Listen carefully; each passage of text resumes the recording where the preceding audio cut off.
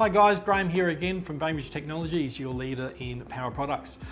Today I'd just like to quickly touch on, from my last video, we're mentioning about converting amps, or watts to amps, or inverter size to amps and their current draw. Today I'd like to tell you how to know what size inverter you need to utilize. So basically that comes down to working out the amount of watts you have in total in 240 volt appliances. So if you take say anything with a heating element in it, for instance, they generally need a lot of power just to get that intense heat up in short periods of time. That's the way the heating elements work.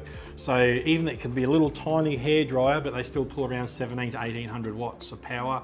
Your convection cooktops are generally around 2000 to 2200 watts of power. Air fryers can be anywhere from 1600 to 2000 watts as well. So that's getting up there, which means that you basically would need at least a 2000 watt inverter to run any one of those appliances. Now, to convert that back to amps, which then is the amount of current that you would need to flow from a battery to sustain that power for any period of time. So let's say you've got a 2000 watt inverter, for instance.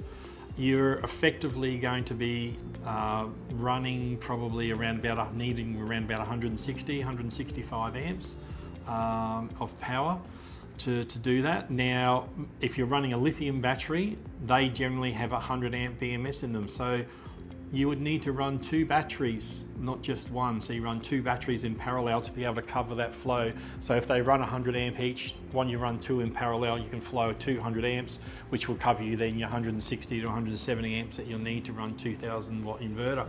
So you've really got to work out and really sort of justify whether it's worth having those home luxury appliances while you're camping. You know, like sometimes just flicking the Weber on or clicking that gas cooker for a little bit is a little bit easier, or get back to the old days of just cooking over the old campfire. That's the beauty of going camping. But if you do need it, then maybe those appliances are best kept for when you're in a caravan and you're plugged into 240 volt.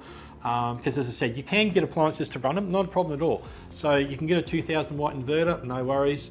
But as I said, if you're running a 2000 watt inverter drawing 160 to 170 amps, and you've got a 200 amp hour battery or 200 amp hour lithium battery, which is a very large battery, you've only got just over an hour's worth of power, and then you've got to be able to replenish that power by the next day. So you've got to think, well, geez, I'm going to need a bigger solar panel to be able to put all that power back in as well.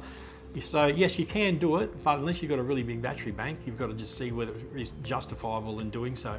But yeah, quite easily, as I said, work out, just total up all your appliances that you want to run at the one time. Obviously individually is different, but if you're running 2 or 3 appliances at the same time, you need to know that total wattage. Divide that wattage by your power source. So as I said, if it's 1200 watts in total and you've got a 12 volt power supply, you know that your current draw is going to be 100 amps.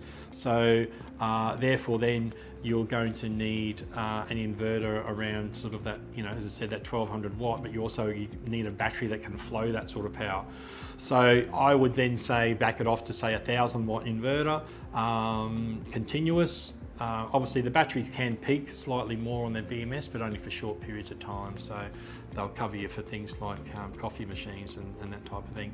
But yes, all you got to do is add up your wattage, divide it by your power source, and that will give you your amps and your current draw. And then you can work out what appliances you would need and what sort of battery you would need and what sort of cable sizing and switches you would need to be able to cover those sorts of flows. So if you need any more information, please don't hesitate to give us a call here at Bainbridge Technologies, or drop us a line and we'll get back to you. Until next time, bye for now.